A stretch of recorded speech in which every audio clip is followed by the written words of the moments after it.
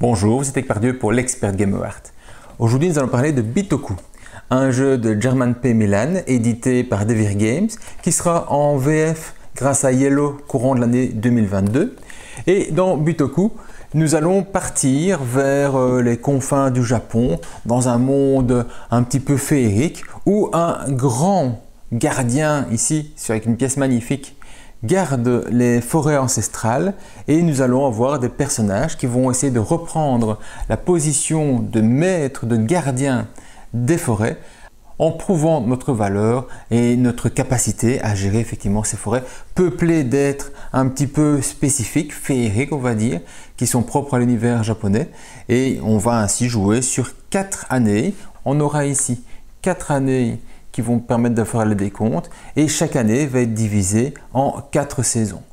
Bon, le marqueur des saisons est vraiment là pour dire qu'il existe, mais sinon on l'oublie globalement au niveau du temps parce que chaque saison va être marquée clairement par rapport aux actions qui sont associées. Donc voilà un petit peu pour le cadre du jeu. Et on va avoir un plateau de jeu ainsi avec plein de petits endroits différents, une série de tuiles à récupérer et plein de petites icônes effectivement qui sont placées sur les endroits. Alors c'est utile quand on est très proche, mais avec la caméra c'est un petit peu plus difficile. Et alors on a un plateau de jeu ici avec plein de petits endroits à développer des choses, mais surtout ce sont des bonus qu'on va aller récupérer. Et il y a énormément d'icônes dans le jeu et beaucoup de petites icônes. Car si vous, avec la vue plongeante, vous ne voyez pas nécessairement bien le détail, et je ferai des petites incrustations pour que vous le voyez mieux, même nous autres en étant autour de la table, mais souvent il y a des icônes qu'on distingue à peine et qu'il faut commencer à retenir par cœur pour voir avec 2-3 points de couleur, savoir de quoi il est question. Donc c'est pas toujours très clair au niveau de la visibilité, il y a des grandes images sur les cartes, mais les icônes associées sont parfois petites parce qu'on est très loin au niveau de la table, chacun ayant un plateau de joueurs qui prend une certaine place et qu'on va encore augmenter en plaçant des cartes sur le côté. On a notre plateau de joueurs ici et on va avoir 3 dés dans le jeu qui ont une valeur de base de 3, 2 et 1. Il faut dire que les dés dans le jeu de Bitoku, on ne les lance jamais en tant que tels, ce sont des valeurs fixes mais qu'on va faire évoluer ou qu'on va diminuer au fur et à mesure du temps. Et ils sont dans une position qui est une position de blocage. Il y aura une position de déblocage qui se trouve au-dessus. Et puis on a toute une série de petits bonhommes avec les yeux ouverts et les yeux fermés. Les yeux fermés ne sont pas actifs, donc on ne peut pas les utiliser. Les yeux ouverts, on peut les utiliser. Et ce sont en fait des pèlerins qui vont aller dans le jeu vers les temples ou vers les rochers de prière. Et enfin, vous avez des petites maisons qu'on va pouvoir construire ici, qu'on va placer sur le jeu. Voilà, ça c'est le plateau de joueurs. Et vous avez aussi une série de cartes avec tous ces personnages ainsi, qui ont chacun une icône au-dessus qui représente le type de personnage dont il est question, ce sera important dans le cours du jeu, et qui ont en dessous des actions qui sont faites quand elles sont posées, et enfin des points de victoire qui seront utilisés quand elles seront défaussées. Il y a 3 types de points de victoire. Les points de victoire avec les poissons jaunes sont des points de victoire immédiats quand on fait une action. Vous avez des points de victoire avec des poissons verts qui sont des pénalités, et des points de victoire avec des poissons mauves qui seront des points de victoire de fin de jeu. Alors lors de la mise en place, on aura 2 ressources, une ressource de bois, une ressource de jade. On aura aussi un petit bonus de +1 qu'on verra comment il est utilisé, et on aura une petite libellule, papillon, animal ainsi qui ne ressemble pas à grand chose mais qui est un petit peu féerique, que l'on va avoir sur son plateau de jeu qui pour l'instant n'est pas encore actif. Voilà un petit peu tout ce qu'on va avoir pour commencer. Maintenant, partons dans le cours du jeu. Le cours du jeu, ça commence par quoi? Eh bien la première phase, donc le printemps, on va piocher pour avoir 4 cartes en main. On aura toujours une pioche, on aura une défausse qu'on mettra de l'autre côté de son plateau de jeu. Et des 4 cartes en main, on va les regarder, on va systématiquement en retirer une. Alors il faut savoir qu'à la première manche, vous commencez avec aucune carte en main, donc c'est assez simple. Mais dans une manche suivante, il se pourrait que vous commenciez la manche avec déjà 2 cartes ou 3 cartes ou 5 cartes en main. Auquel cas, vous remontez à 4 cartes si vous êtes en dessous de 4. Donc si vous avez 2 cartes en main, vous allez en piocher 2. Si jamais vous êtes à 5, vous ne piochez rien du tout. Alors évidemment, ça va être un jeu de défausse, donc on va jouer ces cartes, elles vont être défaussées, elles vont être de l'autre côté ici de votre plateau joueur. Si vous devez piocher 4 cartes, j'en pioche une, il m'en manque, je ne sais plus en piocher, je vais récupérer la main des cartes qui ont été jouées, je les remélange et je remonte pour arriver à 4 cartes et je fais une nouvelle pioche. Donc systématiquement, mon jeu va tourner d'un côté à l'autre et je vais repiocher les cartes qui ont été défaussées précédemment. Donc De ces cartes-ci, je veux en choisir une que je ne vais pas garder. Et bien voilà, j'en prends une et je l'enlève. Je pars donc avec 3 cartes. La suite de la phase de printemps, ça va être d'activer des jetons qui me permettraient d'avoir une production. Alors il y a un jeton qui permet d'avoir une production, ce sont ces jetons-ci. Ces jetons-ci sont des jetons avec du mauve clair, on va dire, qui sont placés ici, avec une sorte de petite main de cristaux qui est un petit peu tendue ainsi.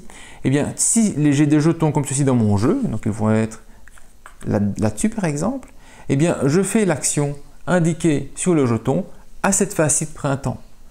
Donc si j'ai des jetons rose clair, je vais ainsi les produire. Donc, par exemple, si j'aurais touché un bois et là-bas j'aurais pioché une carte. Piocher une carte, c'est fait après être venu à ma main de 3. Donc potentiellement, je pourrais commencer le jeu vraiment avec 4 cartes.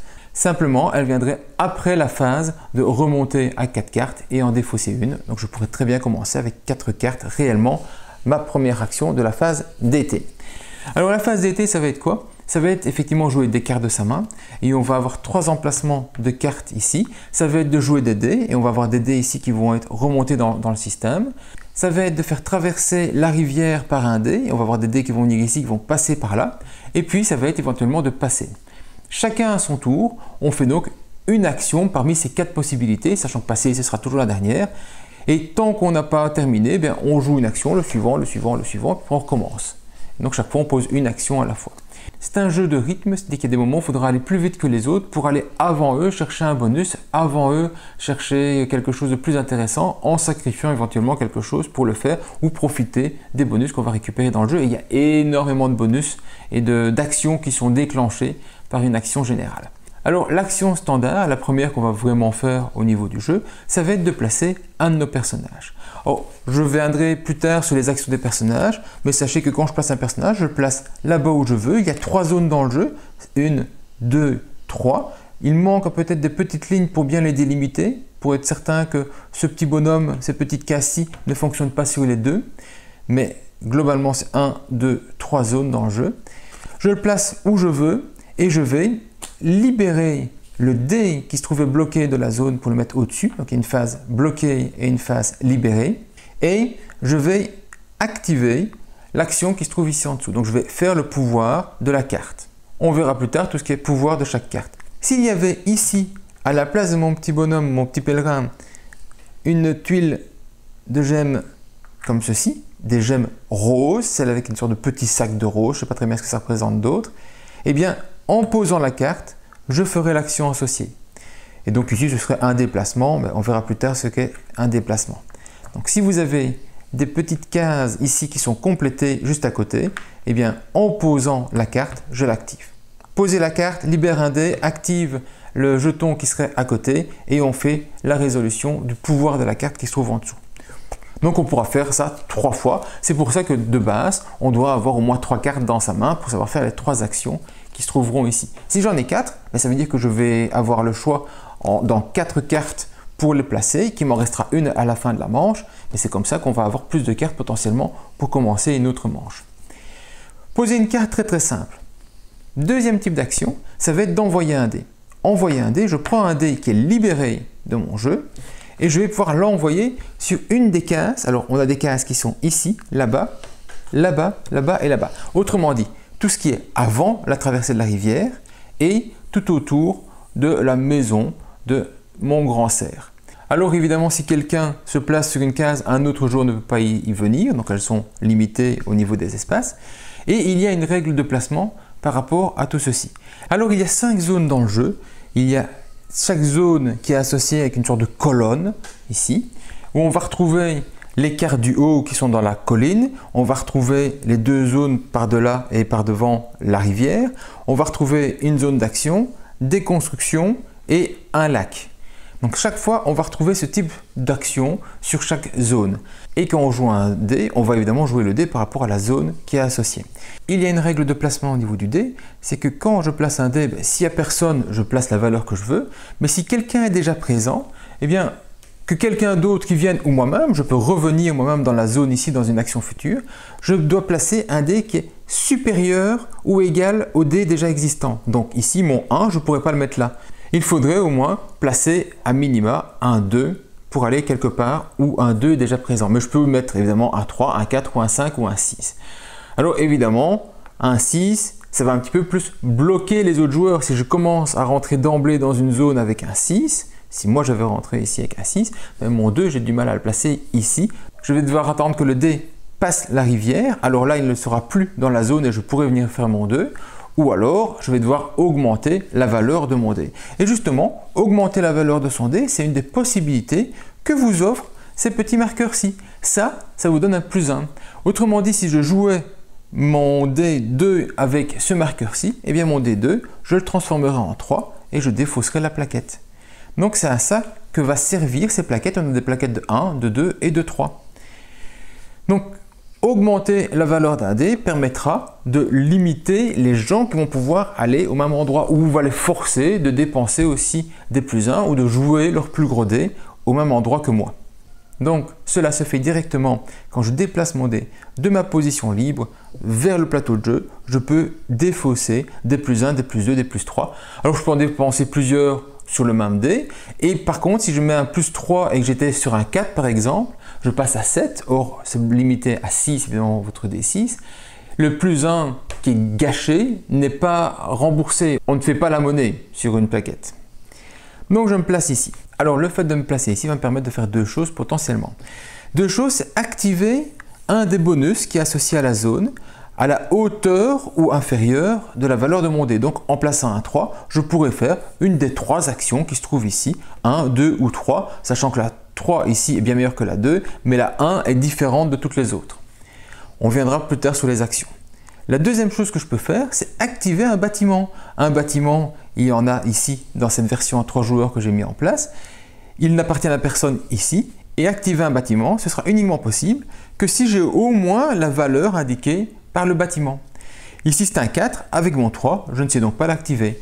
Si j'étais venu ici, j'aurais donc fait une action entre 3, 2 et 1 ici. Et puis, j'aurais pu activer le bâtiment.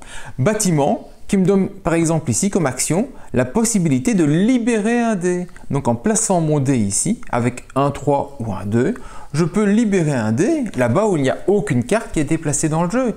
Donc ça va me permettre d'accélérer mon jeu vu que je ne devrais pas faire placer une carte, jouer un dé, placer une carte, jouer un dé. Je pourrais directement jouer mon deuxième dé beaucoup plus vite que les autres joueurs et peut-être gagner donc un coup d'avance sur eux pour faire la suite des actions qui sera de traverser la rivière. Donc très intéressant de bien voir le bonus qu'on peut avoir. Ici, c'est un bâtiment neutre, il n'appartient à personne, mais dans le cours du jeu, on va pouvoir avoir des bâtiments qui appartiennent aux joueurs. Je vais en placer un ici pour le principe. Imaginons qu'il appartienne à Mauve, on va avoir des petites maisons à placer dessus pour dire qu'il appartient à Mauve. On verra les conditions de placement et tout ce qui va avec plus tard. Eh bien, en faisant l'action ici, je vais donc pouvoir activer un des deux bâtiments. Je n'active pas les deux bâtiments, un seul. Il vaut 3, donc je pourrais l'activer. Je gagnerai le bonus qui est ici, qui est à nouveau un papillon, libellule, insecte un petit peu différent là-bas. Et le joueur à qui appartient la maison gagnera au choix, ici c'est un point de victoire ou un bonus de +1. Par contre, si le bâtiment m'appartenait, si c'était un bâtiment à moi, j'aurais toujours pu activer le bâtiment, mais moi je ne gagnais pas sur moi-même le bonus. Donc ce n'est uniquement que si on active le bâtiment d'un autre joueur, que cet autre joueur gagne le bonus associé. Voilà, ça c'est l'action qui est donc associée à la pose d'un dé. Alors, on a vu qu'on libérait un dé parce qu'on avait placé une carte. On vient de voir qu'il y avait des bâtiments, des actions qui permettaient parfois de libérer des dés ainsi dans le cours du jeu. Vous avez aussi la possibilité de libérer un dé en sacrifiant un de vos pèlerins. Ici, en brûlant un pèlerin, alors on le brûle gentiment, et on va ainsi libérer un dé. Donc si je sacrifie mon pèlerin ici, je peux libérer le dé et du coup comme c'est une action libre, je peux directement la jouer si c'était mon tour de jeu. Donc à mon tour de jeu, je pourrais brûler un pèlerin, libérer le dé et jouer le dé quelque part où c'est autorisé et donc faire les actions associées. Alors le troisième type d'action que l'on peut faire, c'est faire traverser la rivière à ces dés. Quand on va traverser la rivière, on va donc libérer la zone ici et il y a une condition pour traverser, et bien c'est une perte d'énergie. Un dé qui traverse la rivière va perdre 1 en traversant donc mon 3 va devenir un 2 de l'autre côté. Attention, Un 6, lui, devient un 3 pour ne pas que les gens aient des dés à 6 tout le temps et donc il n'y ait plus d'intérêt de faire des augmentations. Eh bien, le 6 retombe à 3 quand il traverse la rivière. Après, rien ne vous oblige de la traverser. Donc, un 1 qui voudrait traverser la rivière, eh bien, ne le pourrait pas parce qu'il ne peut pas retomber à 0.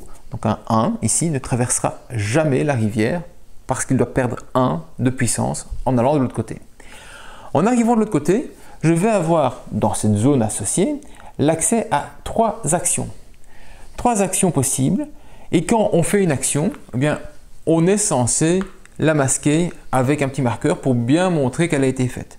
Dans les faits, la seule action vraiment nécessaire à bloquer, c'est celle-ci parce que cette action-ci n'est pas liée à la prise d'une carte qui se trouve au-dessus. Les 2 actions possibles ici, c'est prendre la première ou la deuxième carte. Et la troisième, c'est prendre une série de bonus, 2 bonus différents parmi une série possible ici. À nouveau, je verrai plus tard les icônes. Mais donc, c'est prendre 2 bonus différents. Mais ça, si j'y étais allé et que je ne l'ai pas écrasé, on pourrait dire qu'effectivement qu'un autre joueur décide encore d'y aller. Techniquement, avec un petit peu de jugeote, on sait ce qu'a fait la personne vu qu'il n'y a que 3 actions possibles. Prendre cette carte-ci, prendre cette carte-là et aller faire 2 actions entre les deux et on masque la zone. Alors, prendre cette carte-ci, c'est un nouveau personnage et ce personnage-là, il va directement dans ma main. Ce qui veut dire qu'en faisant l'action, je récupère une carte de plus, ça me donnera une option de plus. Tiens, qu'est-ce que je vais jouer dans ma main pour les cases restantes, pour peu qu'il vous en reste. Et c'est comme ça que votre main va augmenter petit à petit. L'autre carte ici, elle va me permettre de faire une nouvelle piste de progression. Une piste de progression qui va se mettre ici en dessous et j'ai un petit marqueur, un petit bonhomme qui va pouvoir avancer dessus. Ces cartes-ci sont très intéressantes pour 2 choses, parce qu'elles vont rapporter des points de victoire et elles ont une action associée. Elles ont aussi une information avec un signe ici qui indique son type et une rareté. La rareté, donc plus la carte a un petit chiffre, moins vous avez de chances de la trouver dans le jeu. Donc elles sont beaucoup plus recherchées pour ça. Et à la fin du jeu, le nombre de cartes avec des symboles différents vous rapporteront des points de victoire plus vous en avez. Donc si j'arrive à avoir 4 ou 5 cartes avec des symboles différents, j'aurai plus de points de victoire à la fin de mon jeu que si j'ai 4 ou 5 cartes avec chaque fois le même symbole. Donc une carte qui va être prise va être placée ici. Au fur et à mesure, si j'en prends une autre, je vais recouvrir la précédente pour que le chemin continue ainsi et j'aurai chaque fois des actions associées avec mes cartes qui avancent. Donc les actions des dés qui traversent la rivière, ça va pouvoir récupérer une carte, l'autre carte, ou faire 2 actions au choix parmi 4 symboles ici présents. Et la dernière action qu'on va faire, ça va être passer. Mais quand on va passer, c'est parce qu'on aura joué toutes ces cartes et qu'on aura peut-être fait une série d'actions avec des cartes qui me restent donc en main à la fin du jeu. Mes dés auront été débloqués, peut-être placés, peut-être avancés quelque part. On aura été faire les actions associées. Hop, je vais reprendre une carte par exemple ici. Voilà. Et le 1 que j'ai placé ici, je n'ai pas pu faire traverser la rivière avec, mais peut-être que ce n'était pas le meilleur endroit pour le faire et je vais peut-être plutôt aller là-bas où je vais récupérer directement un bonus de 2 et on verra dans un instant quel était l'impact d'avoir été ici. Voilà, ça va être toutes les actions que je vais pouvoir faire et chaque joueur va avoir ainsi un jeu qui aura été développé pour faire donc comme moi une série d'actions qui auront été faites peut-être un petit peu partout. Voilà les possibilités qu'on aurait eues dans le cours du jeu. Maintenant, on en arrive à la phase suivante, donc à l'automne. Et à l'automne, on va faire quoi? On va redéfinir l'ordre du tour. L'ordre du tour, il dépend de quoi? Il dépend de la zone ici, là-bas où on est près du Grand Cerf, la maison du Grand Cerf, le Grand Cerf se trouve ici. Eh bien, celui qui est le plus proche de la maison va devenir le premier joueur. Eh bien, c'était déjà moi, je suis premier joueur. Le mauve est à la 2e position, eh bien c'est lui qui va prendre la 2e position et va faire glisser les autres. Si personne n'y était, l'ordre du tour ne change pas. Si une seule personne y est, elle passe devant et les autres sont glissés. Donc la phase ici d'automne, on va juste refaire l'ordre du tour par rapport à son positionnement dans cette zone-ci. La phase d'hiver, ça va être une phase où on va renettoyer le plateau, virer une série de choses et faire glisser d'autres choses et donc changer un petit peu la donne et puis surtout avoir la possibilité de sacrifier un de ces personnages. La première chose qu'on va faire, ça va être de récupérer tous ces dés et les ramener sur son plateau de jeu. Alors je vais récupérer tout cela des autres joueurs et puis moi-même, je les récupère dans leur valeur qu'elles étaient et je les place où je veux au niveau de mon plateau en zone bloquée. Donc je ne change surtout pas les faces pour les ramener directement sur mon plateau de jeu. Ensuite, je vais regarder.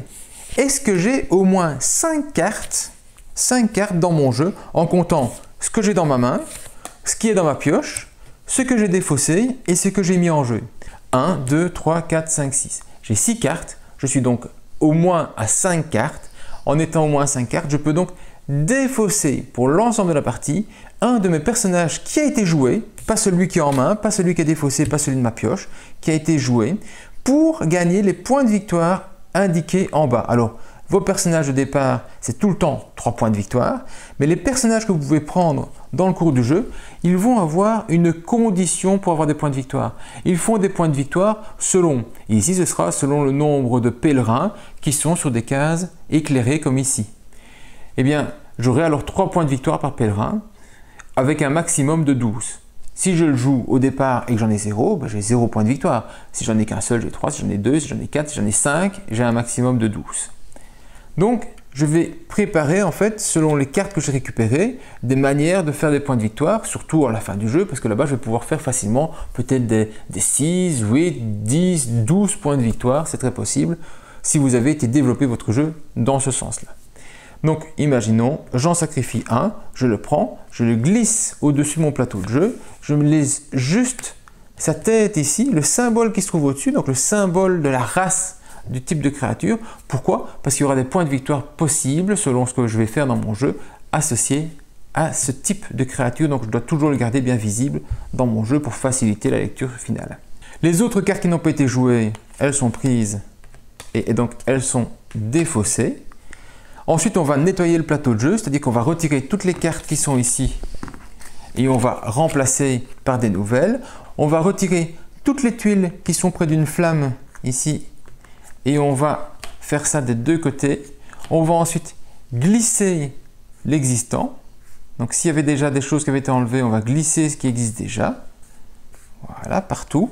Et puis, on va remplir les cases restantes vides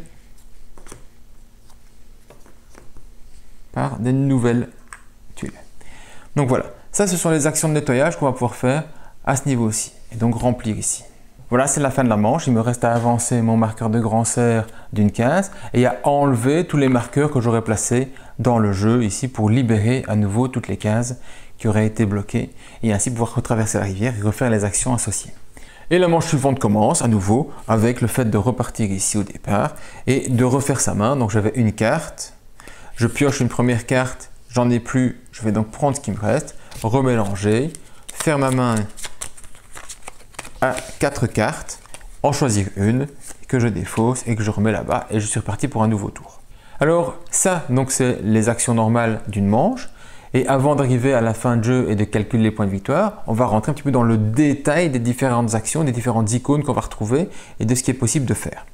Alors pour ce faire, on va partir de nos cartes de base pour au moins voir ce qu'elles font au départ et ensuite on va se développer sur les cartes supérieures. Alors, les plus faciles sont ces deux-ci qui vont me permettre d'avoir simplement des ressources. Alors, on a 4 types de ressources. On a le jade, on a le saké, on a le bois et on a la pierre. Et bien, ces ressources-là, elles sont là. Simplement, j'en ai besoin, je les prends et je les mets chez moi. Je joue ici ma pierre. Je choisis entre les deux, entre un bois et une pierre et je vais me récupérer une pierre éventuellement. Ça, c'est très facile. Vous avez ensuite ces deux cartes-ci qui vont faire des actions associées à cette partie basse du jeu. Donc, soit ici, avec celle-ci, soit ici, avec celle-là. Alors, commençons peut-être avec la plus simple, qui est ici, qui va être de faire des constructions de maisons ou d'aller chercher des gemmes. Faire des maisons, on va choisir une des maisons ici qu'on va placer dans le jeu et le coût de la maison va dépendre si c'est la première, la deuxième, la troisième ou la quatrième. Ici, en dessous de chaque maison, il y a un prix à payer. Quand j'ai un doigt rouge ainsi qui pointe vers le bas, c'est ce qu'il faut payer ici. Pour placer la première maison, il me faudra payer un bois. Un bois pour placer la maison et je choisis donc ce que je veux au niveau de mes constructions. Simplement, chaque construction est associée à un symbole, un type de temple. Ici par exemple, c'est de l'eau, là-bas c'est du blé, là-bas c'est l'air et là-bas c'est le feu. Et sur le plateau de jeu, je retrouve ces mêmes symboles. Donc si je décide de placer cette maison-ci quelque part, je ne peux pas la placer ici parce qu'il n'y a aucun symbole eau. Là, je peux le placer, là, là et là. N'oubliez pas qu'ici, il y a aussi la possibilité de placer des maisons et qui seront aussi activées comme les autres en plaçant nos marqueurs. Simplement qu'ici, il n'y a pas de rivière à traverser plus tard. Donc imaginons que je la place ici. Je la place ici. Je vais mettre mon petit marqueur dessus. Je peux donc le faire parce que c'est haut et c'est haut ici. Ce que je vais gagner en le plaçant, ce n'est pas ce qui se trouve en dessous. Ça, c'est ce que les gens auront s'ils l'activent avec le dé qui est placé ici d'une valeur 5 ou plus. Ce que je vais gagner, c'est cette icône-ci. Cette icône-ci, une sorte de sac de bourse ainsi, avec le dessin d'une forêt qui pointe vers le bas. Et donc, je vais pouvoir avancer de 2, il y a un chiffre. Alors, systématiquement au niveau des icônes, s'il n'y a pas de chiffre, ça veut dire 1. Si c'est plus que 1, il y aura toujours un chiffre. Donc ici, c'est 2. C'est ma petite bourse qui se trouve dans cette zone de forêt-ci, associée à l'endroit où j'ai placé mon bâtiment. Donc si j'avais mis ici, ce serait dans cette forêt-là, qui va avancer de 2 cases, 1 et 2, clac, j'avance mon petit marqueur de 2. Ces zones-ci autour du lac vont être des zones de points de victoire à la fin du jeu. Celui qui sera le plus avancé gagnera 5 points, puis 3 points, puis 1 point. Et à nouveau, il n'y a pas de chiffre, c'est un petit poisson rose-mauve, donc il va être valable à la fin du jeu. Le premier, le deuxième et le troisième. Alors il faut savoir que pour gagner des points de victoire, il faut au moins être sorti de la zone de départ et que si quelqu'un arrive au-dessus, là-bas il ne peut être que tout seul et logiquement il est un petit peu sauvé et il aura les points de victoire du premier. Par contre, à une valeur inférieure, on peut très bien être l'un sur l'autre sans aucun souci. On ne fait pas un saut de mouton ou un truc ainsi, on va avancer petit à petit. En cas d'égalité, il y aura la somme des places qui auraient été réclamées et qui vont être divisées par le nombre de joueurs, mais on verra ça plus tard dans la fin du jeu. Donc on va ainsi avancer. Ici par exemple, mon petit mauve qu'il avait placé, il sera avancé de 2 dans le cours du jeu. Il y a des maisons qui permettent d'avancer de 2 et d'autres qui n'avancent que de 1. Ça dépend un petit peu de la force de la maison qui va définir ceci, mais il n'y a pas plus que 2 dans le jeu. Quand c'est vidé, on ne remplit pas, on remplira uniquement dans la phase d'hiver. Donc il est possible que tous les joueurs vident les maisons et qu'un autre joueur qui comptait construire ne sache plus le faire dans le cours du jeu. Donc on paye selon la maison qu'on va placer. Ici, on va soit ne rien payer pour prendre celle-ci, soit payer une ressource. Ça, c'est le symbole pour payer avec le petit doigt qui pointe vers le bas en rouge. Et ça, c'est le symbole pour les 4 couleurs des 4 types de ressources. Et donc, je choisis laquelle je veux payer. La dernière, il faut payer 2 ressources au choix, pas nécessairement les mêmes. Et donc, quand je fais l'action, je vais récupérer ce que je veux en payant ou sans payer et je vais le placer sur mon plateau de jeu.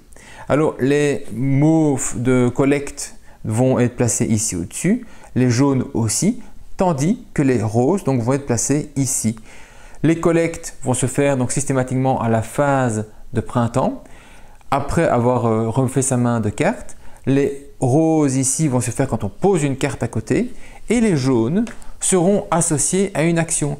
Quand je fais l'action décrite ici, je gagne les points de victoire indiqués à côté. Donc ce sera systématiquement lié à une action type. Imaginons que j'en ai fait une ici, j'ai libéré, l'autre ici, j'ai libéré. Donc je me retrouve ainsi avec plus de pèlerins. Ça, c'est pour le Nezumi. Et puis celui-ci, il va me permettre de faire au choix ceci ou cela. Donc soit chercher une sorte de papillon, libellule, insecte, soit aller chercher quelqu'un qui est dans un temple. Ici, il y a des personnages dans des temples. Et ici, il y a donc les personnages insectes. Quand je le place, à nouveau, n'oubliez pas de libérer les dés associés. Je vais pouvoir donc choisir, faire l'un ou l'autre. Ici, les insectes, on va payer pour ces deux-ci. Celui-là sera gratuit. Et celui-là, je vais recevoir une ressource en allant le chercher. Donc, imaginons que je vais le chercher. Je le prends et je vais le stocker ici dans ma pile où j'ai déjà un insecte de base. Et je vais en rajouter un autre. Il me dit quoi? Il me dit, vous pouvez avancer de 2 les petits symboles de bourse qu'on a déjà vu ici. Et faire descendre quelqu'un de 1. Donc je vais pouvoir déplacer les autres joueurs tout en me plaçant moi. Mais vous voyez, il n'y a pas le petit symbole de l'arbre qui pointe sur l'endroit. Donc je le fais où je veux. Et je peux faire les deux en les plaçant 1 plus 1, donc 2 bonhommes différents que je vais avancer. Par exemple, ici j'avance de 1 et là-bas, hop, j'avance de 1. Et puis faire reculer quelqu'un de 1, et bien hop, je le fais reculer un petit peu plus loin de moi pour être un petit peu plus à l'aise, pour avoir la majorité sur ma zone ici. Mais ça, je ne le fais pas lorsque je le prends. Quand je prends mon insecte, je ne fais rien du tout, je le stocke. Je ferai ces actions-là plus tard dans le jeu. Plus tard quand? Eh bien quand j'aurai associé un temple à mon insecte. Ici, je vais pouvoir payer un jade, je gagne un point de victoire, un saké, je gagne un point de victoire, un saké plus au choix un jade ou un saké, je gagne 3 points de victoire, ou 2 sakés plus au choix un jade ou un saké, et je vais gagner 5 points de victoire. Si je prends quelqu'un, donc par exemple ici, parce que je peux le payer vu que j'ai un jade, je gagne un point de victoire immédiatement. Je vais le placer à côté de mon jeu. Lui, il produit dès que je l'achète. Donc dès que je vais le prendre, je vais l'activer et je vais donc gagner un plus 1 par exemple, ou alors j'aurais pu faire une avancée d'une de mes bourses.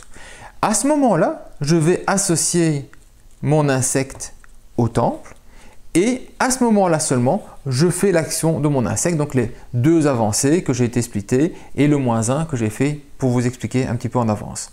Une fois que c'est associé, ils ne sont plus dissociés. J'avais plusieurs insectes ici dans mon pot. J'aurais pu choisir lequel je veux faire maintenant. Donc je ne suis pas obligé de prendre celui qui est le premier, qui est le plus haut visible. Je peux choisir dans mon stack. Voilà, simplement, je vais aller placer, directement activer ceci quand je l'achète. Si je n'ai pas d'insecte, je m'arrête là. Quand je gagnerai un insecte, je pourrai donc l'ajouter au temple. Si j'en avais un qui était présent ici, je l'ajoute. Et seulement à ce moment-là, je fais l'action associée à l'insecte, tandis que j'avais fait directement l'action du temple dès que je l'ai acheté. Voilà pour ces 2 zones-ci. Maintenant, venons-en à ce que je peux faire quand je place mes dés dans chaque zone. Eh bien, voyons les choses très simples qu'on a déjà vues. Si je me place ici, qu'est-ce que je vais retrouver comme possibilité? Ici, faire avancer le bonhomme sac ici de 1 dans cette zone-ci parce que c'est le symbole de la forêt et la flèche vers le bas. Donc si je me plaçais ici avec une valeur quelconque, vu que de toute façon le 1, je sais toujours le faire, j'avancerai de 1 mon sac dans cette zone-ci. Ici, c'est au choix aller chercher et payer un insecte ou un temple. Aller chercher un insecte ou un temple, sauf qu'ici j'ai un doigt qui pointe vers le haut et qui est jaune. Ça, c'est le symbole pour dire j'ai une réduction de 1 pour mon achat. Autrement dit, ici, je pourrais chercher un temple, celui-ci, qui coûte 1, sans le payer, vu que j'ai une réduction de 1, et le placer dans mon jeu. Je le placerai dans mon jeu, je peux soit avoir un plus 1, soit avoir une ressource de mon choix, voilà, par exemple un bois. Et comme maintenant j'ai un nouveau temple, je peux aller chercher mon insecte et l'associer et faire son action, gagner un plus 2. Voilà, donc vous n'oubliez pas d'associer et de faire le bonus de l'insecte à ce moment-là. Ici, ça va être le même type d'action. Je fais un insecte ou un temple, mais le plus 1 est en dehors du symbole, ce qui veut dire que c'est 1 de réduction, que ce soit l'un ou l'autre. Donc autrement dit, c'est comme si j'avais le 1 de réduction sur l'un et le 1 de réduction sur l'autre. Et ici, il n'y a plus de slash entre les deux, ce qui veut dire que je fais un insecte et un temple, et j'ai une réduction de 1 sur un des deux. Donc ce n'est pas réduction de 1 sur l'insecte et réduction de 1 sur le temple, c'est réduction de 1 sur un des deux. Alors quand j'ai une réduction de 1 sur l'insecte et que je ramasse une ressource, genre j'en ramasse pas 2. Idem si je n'en ramasse aucune, j'en ramasse pas une à la place. Ce n'est pas une ressource qui me permet de payer, c'est une réduction. S'il n'y avait rien à payer, je n'ai rien de réduit. Je vais passer ceci, je reviendrai après. Ici, ça va être recevoir des ressources, donc me déplacer ici, recevoir un bois ou un jade, une ressource de mon choix, 2 ressources de mon choix, 3 ressources de mon choix. Ici, ça va être avancer ici, faire une construction de mon choix, faire une construction ou récupérer une gemme, faire une construction ou récupérer une gemme avec une réduction de 1, faire une construction et récupérer une gemme avec une réduction de 1. Et puis, on va avoir ici les possibilités d'un nouveau symbole qui est la canne de marche qui va me permettre de me déplacer. Donc là, j'avance de 1, c'est comme d'habitude. Et là-bas, j'ai un déplacement, 2 déplacements, 3 déplacements ou 4 déplacements. Les déplacements, ça va être quoi? Eh bien, j'ai 2 zones où je vais pouvoir me déplacer, soit ici, soit là-bas.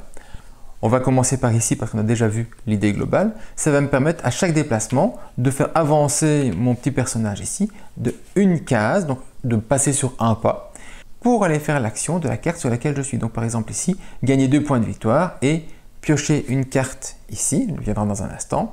Là-bas, c'est avoir 3 points de victoire et avoir 2 bonus. Donc j'avance de potentiellement 4, on va dire, 1, 2, et j'aurais été faire les actions ici pour avoir les bonus associés. L'autre partie où je peux progresser, c'est ici. Et là-bas, je vais rentrer depuis la porte, on va chaque fois rentrer par une porte et on va avancer dans le jeu.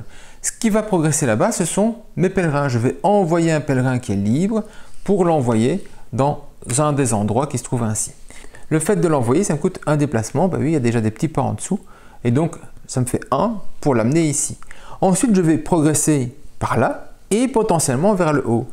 Vers le haut, pour aller chercher des illuminations, et ce sera des objectifs parfois pour d'aller chercher des illuminations pour gagner des points de victoire.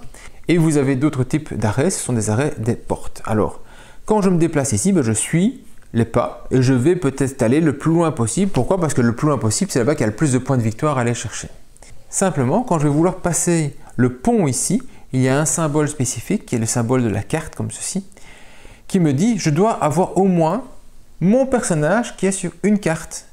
Pour passer celui-ci, il faut que mon personnage soit au moins sur 2 cartes, donc sur 2 cartes ou plus loin de mon déplacement avant d'arriver jusqu'au bout.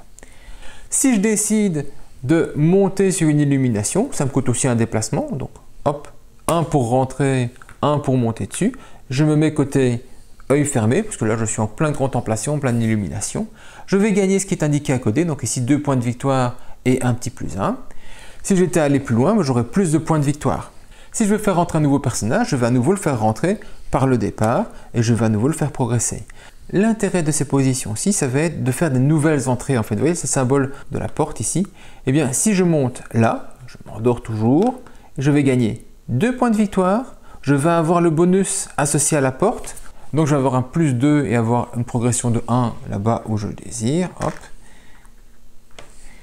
Et maintenant, si je décide de faire à nouveau une action de déplacement et de faire rentrer quelqu'un, je peux toujours le faire rentrer ici, je peux le faire rentrer de l'autre côté aussi, il n'y a pas un côté pour un joueur ou un autre, donc ce n'est pas un gros problème. Mais je peux directement le faire rentrer à côté de la porte. Et donc pouvoir avoir plus facile à aller plus loin pour aller faire des autres nouvelles actions et des nouveaux bonus. Et donc potentiellement encore en fermer un ici et être plus proche pour aller chercher les plus grands points de victoire. Alors, je ne peux pas aller 2 fois avec un même personnage dans la même branche. Et il y a, selon le nombre de joueurs, parfois plusieurs possibilités de monter sur une illumination.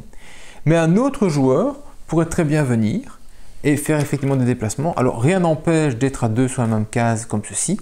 Mais par contre, au niveau des cases qui sont vers le haut, si quelqu'un est présent, on ne peut pas y aller une deuxième fois. Donc je ne peux pas monter ici pour aller chercher aussi les 2 points de victoire. Mais ici, je pourrais pour un de mouvement monter, fermer mon petit bonhomme ici, prendre le point de victoire et prendre les bonus qui se trouvent là. Donc les pas, on peut être plusieurs dessus. Il faut chaque fois un déplacement pour aller vers le haut, qu'importe que ce soit la première ou la deuxième case, c'est toujours un déplacement pour aller les chercher. Il faut avoir absolument une avancée ou 2 avancées pour passer les 2 ponts. On peut partir d'un côté ou de l'autre sans aucun souci. On peut avoir plusieurs personnages qui soient rentrés en même temps, qui soient en voyage en même temps quelque part, même potentiellement 2 du même côté, il n'y a rien qui l'empêche. Mais simplement, je vais aller chercher des bonus quand je vais monter là au-dessus et ouvrir une nouvelle porte quand j'ai été chercher le bonus à côté d'une porte. Il y a une porte A et une porte B, vous voyez c'est indiqué ici, pour faire la différence entre les choses et la mise en place aussi et des bonus qu'on pourrait avoir à gauche, à droite. Alors on est déjà bien avancé au niveau des symboles, mais il y en a encore quelques-uns à voir. Alors il y a les cartes qu'on a déjà vues, comme ici, qui signifie de prendre, c'est la main ouverte, prendre une carte comme ceci. Chaque fois qu'on a une main ouverte en vert, c'est prendre une carte. Mais il y a un symbole de colline, donc c'est cette carte-ci. Idem ici, prendre une carte comme cela, mais le symbole de colline sera donc cette carte-ci. Par contre, si je n'avais pas le symbole de colline pour l'un ou pour l'autre, ce qui va se passer, c'est que je vais prendre 2 cartes. Donc si j'avais le symbole de prendre une carte sans le symbole, je vais prendre 2 cartes, je vais choisir laquelle des 2 je désire garder, que je vais ajouter sur ma piste ici, et la suivante, je vais la placer en dessous. Idem, si je devais prendre 2 cartes de type personnage, je prendrai 2 cartes, je choisirai lequel des 2 je désire garder, je les mets dans ma main et celui que je ne garde pas, je le remets en dessous. Donc la même logique tout le temps. Et puis on va trouver ici dans les options où je peux faire 2 choses différentes, la possibilité de retrouver un autre type de carte. Et l'autre type de carte, c'est ça. J'en ai déjà une au début du jeu, c'est la vision. Et en fait, c'est un objectif que je vais avoir pour le jeu. À la fin du jeu, je dois avoir la petite carte d'avancée une fois, donc je dois avoir au moins une avancée. Je dois avoir, ça c'est le petit symbole qui se trouve ici, donc au moins un hôtel qui est chez moi. Et je dois avoir un pèlerin qui se trouve au moins sur un espace de portail. Donc je dois avoir ces 3 choses-là à la fin du jeu. Si c'est le cas, le petit poisson mauve, j'aurai 4 points de victoire. Si je n'arrive pas à le faire, je perdrai 1 point de victoire. Le poisson vert, c'est un poisson négatif et il n'y a pas de valeur, donc c'est -1. Donc je sais dès le départ, tiens, il me faudra avancer là-dedans pour marquer les points de victoire. Et je peux, grâce à cette icône-ci, donc aller en chercher des nouvelles. Et j'ai intérêt à le faire parce que cela fait beaucoup de points de victoire à la fin du jeu. J'en prends à nouveau 2. C'est très bien, ça limite un petit peu l'aléatoire de la pioche. Et je vais regarder parmi les deux laquelle je désire prendre. Alors ici, j'ai une avancée nécessaire, un bâtiment. Et là-bas, je vais avoir le symbole du papillon, de l'insecte, plus le symbole de l'hôtel. Donc je dois avoir un truc qui est associé. Quand je n'ai que l'hôtel, je dois avoir l'hôtel associé ou pas associé. Je dois seulement l'avoir. Là, je dois absolument avoir fait une association. Attention, si j'ai plusieurs fois la même icône, donc ici par exemple si je la prenais encore, je l'ai déjà une fois là-bas, le fait d'avancer dans ma piste, je ne peux pas avancer de 1 et me dire qu'elle est valable pour les deux cartes. Non, chaque carte doit avoir son avancée, donc ici 1 plus 1, je devrais avoir une avancée au moins de 2 pour valider ces deux demandes. Ici, le même type de principe, il me faudrait deux associations, il me faut un bâtiment et il me faut un de mes pèlerins qui soit monté sur une illumination, ce qui est déjà le cas par exemple ici. Là-bas, j'ai 6 points de victoire, un petit peu plus compliqué à faire, mais par contre, si je la rate, j'ai moins 2 points de victoire. Si j'ai pioché 2 cartes et qu'aucune des deux ne me plaise parce qu'on est à la fin du jeu, que je ne saurais pas le faire, que j'ai plus beaucoup d'actions et tout ce qui va avec, j'ai essayé de voir si en piochant, j'avais pas un truc qui me rapportait des points de victoire simplement. Eh bien, je peux décider de ne garder aucune des deux cartes, je vais mettre toutes les deux en dessous, donc ce n'est pas une obligation d'en garder une, et en compensation, je vais prendre une ressource de mon choix. Ça, c'était chaque fois tout ce qui est carte. Donc, carte, systématiquement, on en pioche 2, on en garde une, et potentiellement, avec les visions, on peut en garder 0 et récupérer une ressource. Et il reste un type de symbole qu'on n'a pas encore vu, qu'on n'a pas vraiment traité, c'est tous ces symboles qui sont associés à ces rochers. Les rochers, on les trouve ici, c'est un symbole de rocher, donc c'est un rocher que l'on va gagner au choix, et on va avoir ici un petit pèlerin à côté d'un rocher. Donc, ce sont les deux symboles qui sont associés au rocher.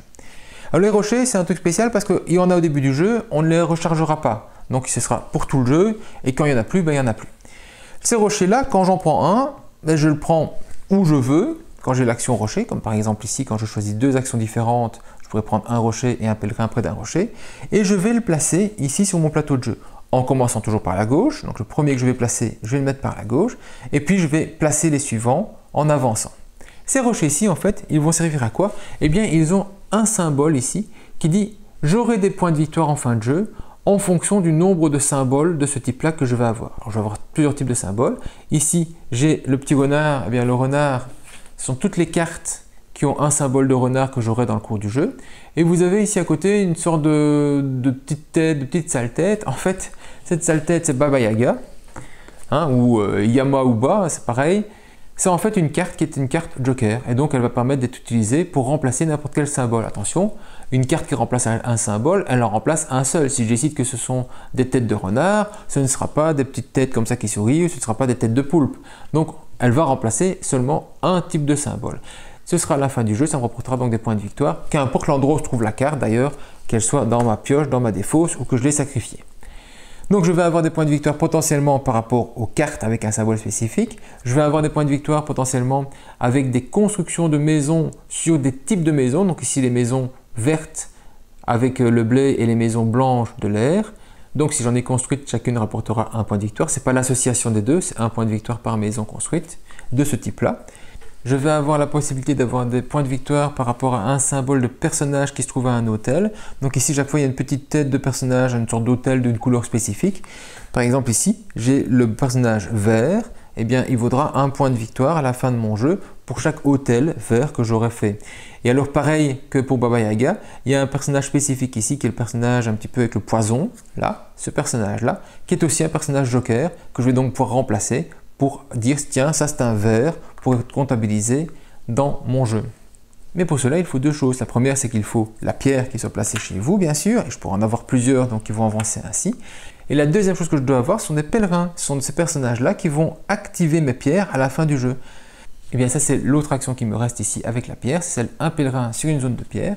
Je vais prendre un pèlerin, toujours un pèlerin réveillé, je ne prends jamais des pèlerins qui sont endormis dans mon jeu, et je vais le placer où je veux, à côté d'une pierre. Donc je ne pourrais pas aller le mettre là-bas, qu'il n'y a pas de pierre pour l'instant. Je dois aller le mettre absolument adjacent à une pierre.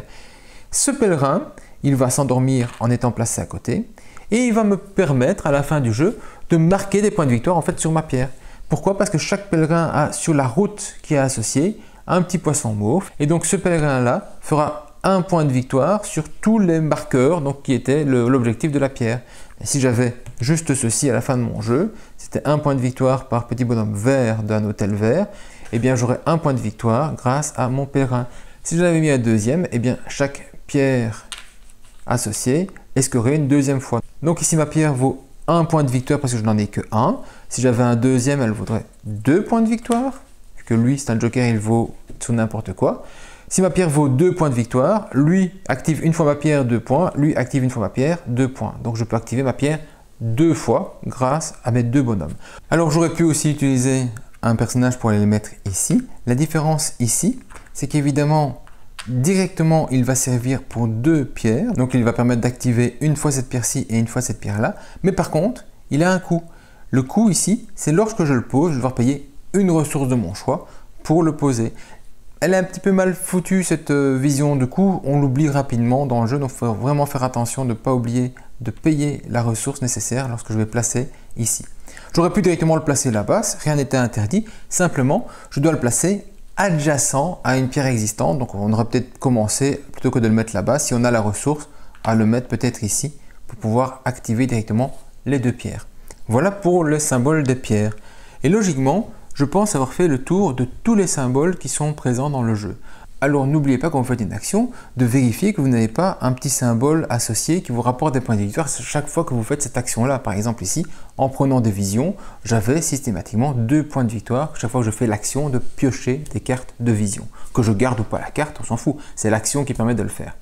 Maintenant qu'on a vu toutes les actions, toutes les icônes et tout ce qui va avec, on peut arriver à la fin du jeu. Donc à la fin du jeu, quand on était à la dernière manche, qu'on a fait les dernières actions, qu'on a éventuellement encore sacrifié un personnage, toujours bien vérifier qu'on a 5 cartes ou plus dans l'ensemble de son jeu avant de pouvoir sacrifier un personnage, pour être certain d'en repiocher au moins 4 et d'avoir le choix parmi 4 pour n'en choisir que 3.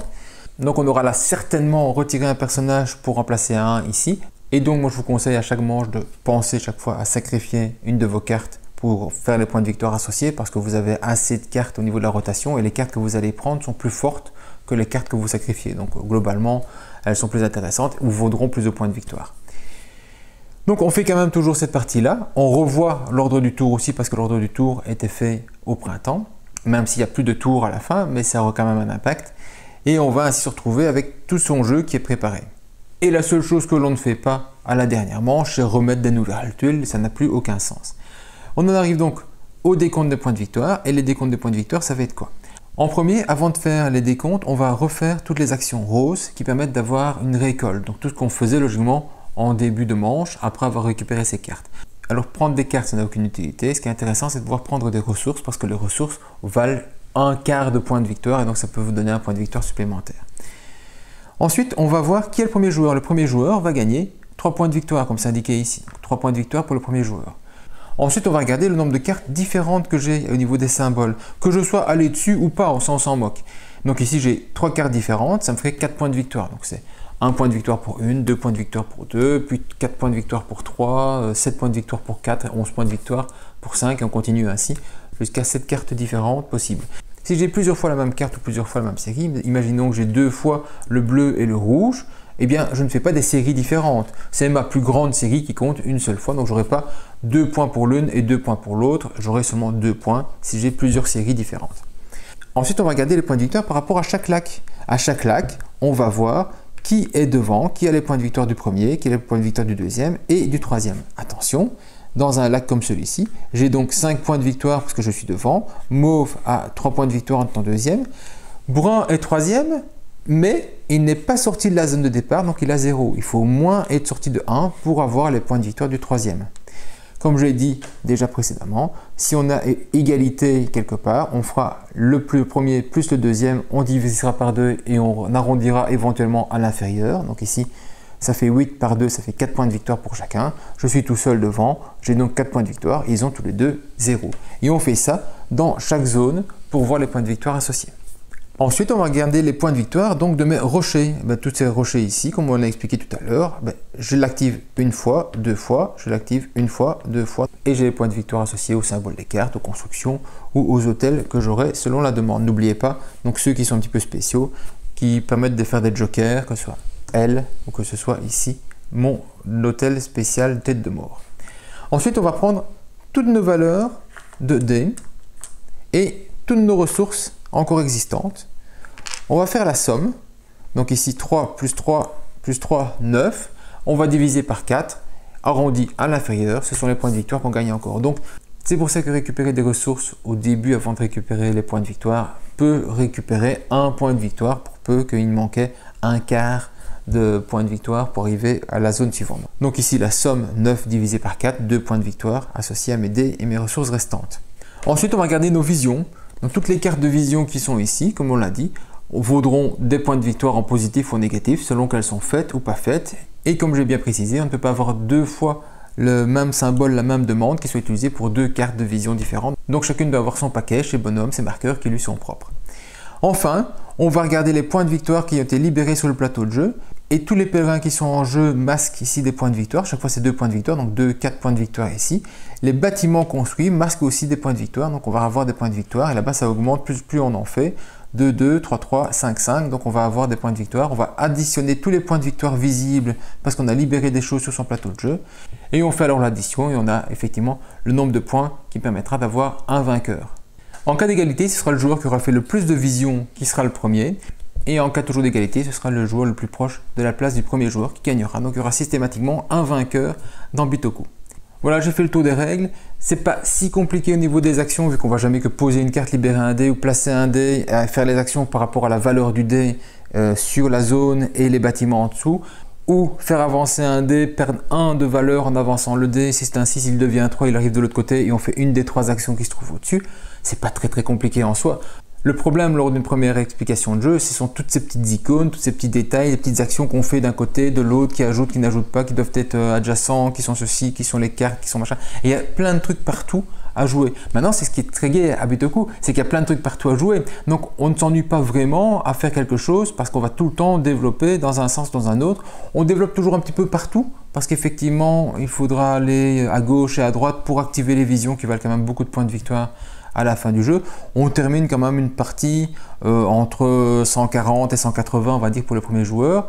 Donc il y a quand même moyen d'engranger beaucoup de points de victoire sur l'ensemble du jeu. Pour peu qu'on est allé faire des pierres, pour peu qu'on est allé chercher des bonus là-bas, qu'on était chercher des bonus là-bas, qu'on était chercher à gauche, à droite. Donc il faut vraiment pouvoir réussir à jouer à tout ceci. Là-bas où il y a peut-être le plus de combats, ce sont sur les lacs, parce qu'effectivement on a du mal à avancer partout et on est vite l'un sur l'autre. Il y a des actions qui permettent de vous faire reculer et ça c'est assez méchant au niveau du jeu.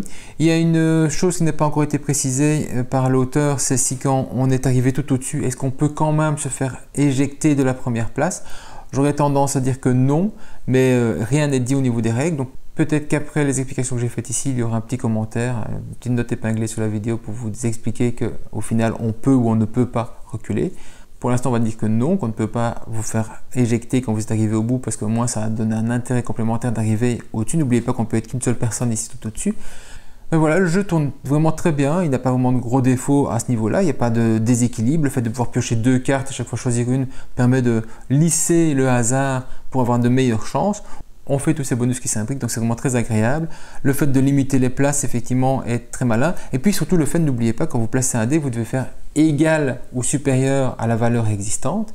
Et donc ça limite fortement, on peut bloquer des gens complètement en plaçant des gros dés parce qu'eux n'ont pas été prendre des petits plus. Maintenant dans le cours du jeu, les plus on en a assez facilement, assez rapidement. Si vous n'oubliez pas d'aller chercher des bonus pour avoir des valeurs supérieures dans les premiers moments du jeu, après le reste ça va assez bien, assez vite, on en récupère à gauche, à droite, donc on va vraiment pouvoir avoir des bonus assez facilement. Voilà, sinon, malgré que les icônes sont un petit peu nombreuses et complexes, dès qu'on est à mi-jeu, on a vraiment facile à s'y retrouver et à les faire. Simplement, elles sont pas très visibles quand on est loin du jeu, du plateau. Ça, c'est peut-être le problème majeur qu'il y a sur Bitoku. Voilà, je vous ai tout expliqué. J'espère que vous avez apprécié la vidéo. Si c'est le cas, n'hésitez pas à mettre un petit pouce bleu, abonnez-vous. Et maintenant, c'est à vous de jouer. Bon jeu!